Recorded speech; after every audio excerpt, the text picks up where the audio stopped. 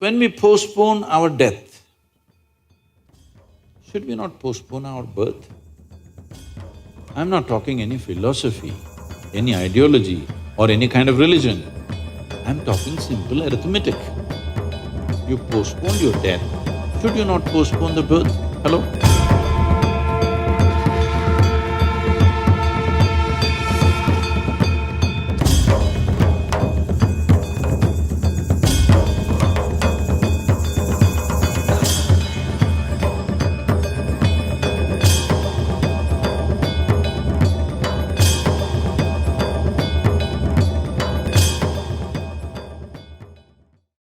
Sadhguru, in context to space and food, should human race, especially in India, now stop reproducing and start adopting children instead?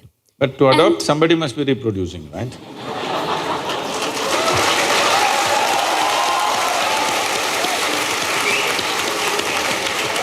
You mean to say…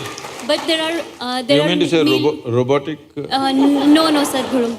I think there are many children in the street that need parents and home. So why don't we bring them to our home rather than reproducing by our own? Why don't we parent them? But in the process of doing so, are we losing the very essence of motherhood? And what is the meaning of motherhood according to Sadhguru? That is my question. See, suppose your mother delivered you and did not show any sense of inclusion, she just left you there. Is it possible that she could become your worst enemy? Yes or no? Very much, isn't it? Yes. So your mother is your mother not because she biologically delivered you. Your mother is your mother because in various ways she showed you that she is holding you as a part of herself. Yes. Just biological delivery did not make her mother. Biologically, yes, because you are from the biology department. But in your experience, she is your mother only because of the level of inclusiveness that she has displayed in her life, isn't it? If she excluded you, she will become your worst enemy, isn't it? Yes. So for this inclusiveness, for you to include somebody, all it takes is willingness. Yes? All it takes is willingness, not biological capacity to get pregnant and deliver. All it takes is willingness. Right now, if you are willing, can you just look at these people and really see them as your own children? Possible? Possible or no? Maybe you have some issues with some of them, that's okay. I'm leaving those two people. She's just identifying, oh, but these two… I'm trying to figure out whom do I know in the audience. I'm trying to You figure don't out have my to know friends. anybody. You don't know anybody. But can you sit here like a mother to all of them? If you're willing. Because it's only a question of willingness, isn't it? So the problem is just this, for most people their willingness is coming in installments. I will accept you, but I can't stand this guy. I can't stand this guy, but I hate this person. Like this. Now he has to do many things to me for me to accept him slowly. But if you really look at it, the nature of human beings is such. Take the example of somebody who's closest to you in your life. Sincerely, don't tell me anything. Sincerely, you look into it and see how many layers of resistance you have for that person who is dearest to you in your life. Yes or no? Many layers of resistance. Because of that, we have become like this. Unless something falls out of my body, it is not mine. Even what comes out of your own body is not yours. Children will make you realize as you grow old.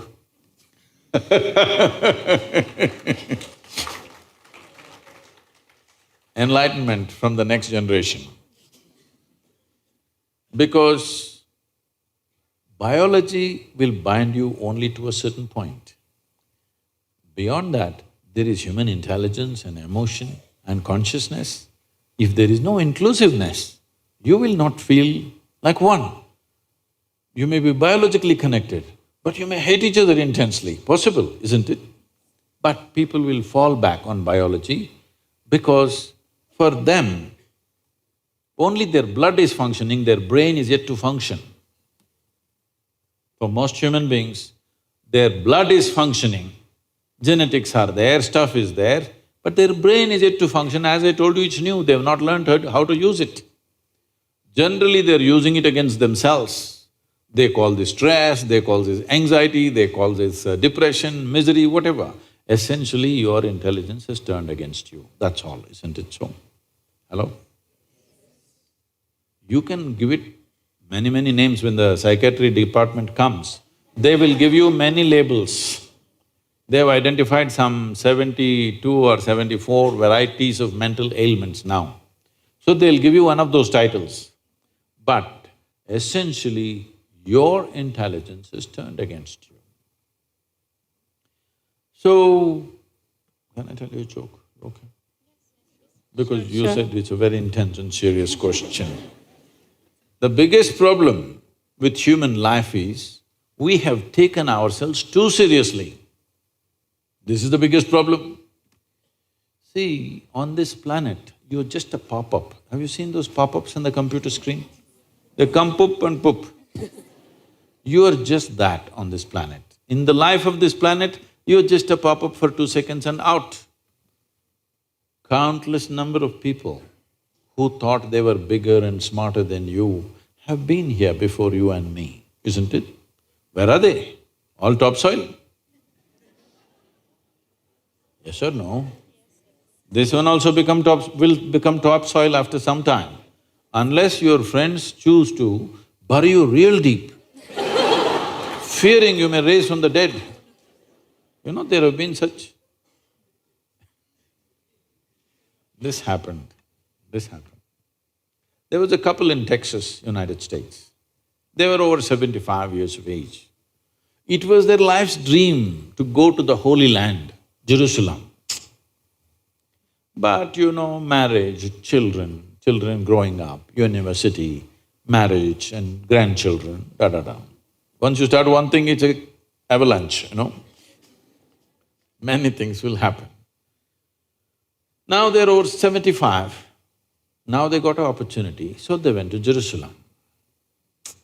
Jerusalem is a place where every cobblestone is bleeding with history. So they walked that street where Jesus is supposed to have walked, felt overwhelmed. Went to that place where Jesus is supposed to have walked upon the water. Like this, they went all over the place. Very excited. Unfortunately, the lady had a heart attack and she died. So the man was preparing to take the body back to Texas. But then the local people came. They said, "This is the Holy Land. This is the right place to die. Your wife has done the right thing. There is no point taking this body to Texas, and taking the body to Texas, the flight charges are $18,000 plus local charges out there for rituals and stuff. Here, because you have lost your wife and you come for America, just $20,000 will finish everything." The man looked at them and then he said, "No, I will take her back to Texas." Then they said, "Okay, it's all right, because you're from Texas, we'll give you a super discount. $12,000, let's do it. This is the place, you know, the Holy Land." The man thought about it and then he said, "No, I'm taking her back to Texas." Then they said, "See, you lost your wife of 45 years. You're not thinking straight. You're distressed. Don't do this. This is the place to die, you know, right place. Because you're distressed, we'll give you super discount. We'll make it $8,000. Let's do it now, come on. The man thought about it and said, "No, I'm taking her back to Texas." They said, "Why? What's the point?" He said, "In Texas, dead stay dead."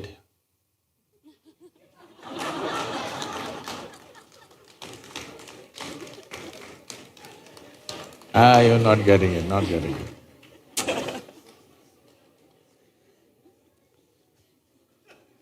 So, our biological connections are important, I'm not saying no.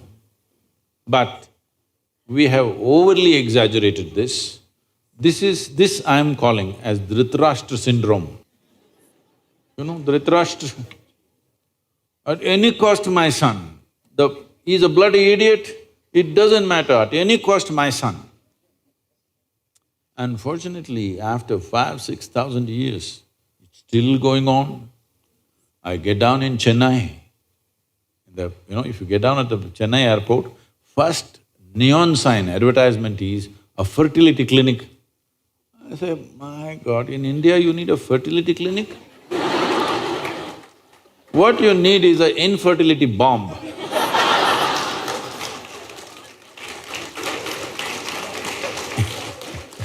I'm not propounding any kind of philosophy or ideology for you. See, in 1947, when we got our independence for this country, the average life expectancy of an average Indian was 28 years. 28. Since then, today the average life expectancy is around 66 or 67, which is a phenomenal achievement for the nation. When we postpone our death, should we not postpone our birth? I'm not talking any philosophy, any ideology or any kind of religion. I'm talking simple arithmetic. You postponed your death, should you not postpone the birth? Hello? So right now, it is not that too much reproduction is happening. Yes, it's happened, but it is not that excessive reproduction has happened, it's not true, we've managed that.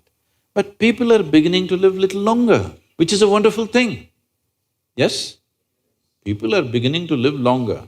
Everywhere you go, I was at the World Economic Forum, there were, at that time in 2008, there were 4 union ministers gloating to the foreign media, we are the youngest nation in the world, we are the youngest nation in the world, our demographic dividend is like this, like that. I thought, okay, once, twice you say it, it's all right, but they said it half a dozen times. Then I asked, what happened to the old people? They said, no, we are the youngest nation in the world. All right, but what happened to the old people? No, we don't have old people, we are the youngest nation. All right, but why? Because nobody got old, everybody died young. See, is it not unnatural that you don't have old people in a society? Is it not unnatural? Only young people are there means what? Nobody got old? It's a dangerous situation. Yes, well, now people are getting little older, wonderful. So now we must also graduate our reproduction a little bit, calibrate a little bit. In this culture, largely in the Indian subcontinent, at certain times of history, we had it like this, 70% of the population was in family ways of life. 30% was ascetic.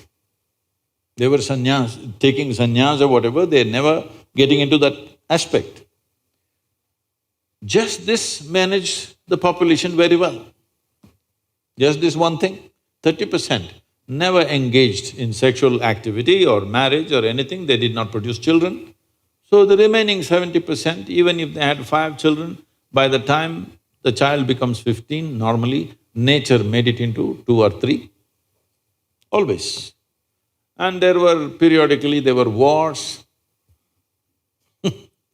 and people died more easily in the past because there was no such medical thing. Those who were not fit to live, they died. Today we have many things, it's all great that we've done certain things for the human well-being. But we must also understand the land that we live upon also has a life. It's a life by itself. You can't just be occupying every square inch of it and thinking, we are doing something fantastic. You're stupid. Because today there are some studies which say, if all the insects on the planet die today, let's say all insects died today, in about 4.5 to 6 years' time, all life on the planet will disappear simply because there are no insects. Except deep down in the earth, there are certain microbes which may survive. If all the worms die today, in 18 to 24 months, all life on this planet will disappear, including you and me. If all the microbes disappear right now, all of us will be dead within 1.5 hours. But if all of us disappear, planet will flourish. Yes or no? So one wrong perception that's happened, religions have spread these messages saying that we were made in the image of God, so all other creatures are here to serve us. No, please just go and look at the movement of ants. An ant doesn't think he's there to serve you, he's got a life of his own. Yes or no? You interfere with that, he will do what he has to do to you. Isn't it? Does he think he's there to serve the human being because you went there, all of them put up their front legs and did this to you? Huh? He's got a complete life of his own. His life is important for him, isn't it? So these ideas that the planet and all the life was made to serve humanity, this is a very wrong idea. First of all, this idea that the creation is human-centric is the most dumbest idea we have on the planet. This creation was not made for human beings. We are just one consequence of the creation. On this, the biggest problem right now humanity has, why we are doing what we are doing, whether it's reproduction or construction or whatever else we are doing, why we are like this is, see, in this cosmos, nobody knows where it begins, where it ends. In this cosmos, this solar system, this sun and these few planets, 12, 14 planets, it is a tiny speck. Tomorrow morning, if this speck of a solar system just evaporates, nobody will notice it, it's that small. In this tiny speck, planet Earth is a microspeck. In that microspeck, Shillong is a super microspeck. In that, you are a big man.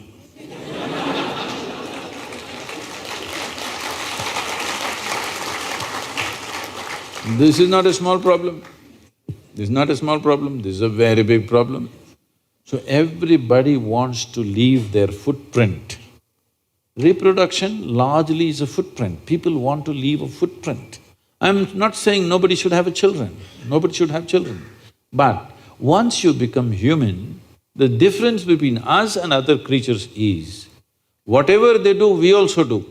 They eat, we eat, they sleep, we sleep, they reproduce, we reproduce, they die, we die, all right? We're doing the same things. But the significance of being human is, we can do it consciously. Reproduction also must happen consciously, isn't it? Hello?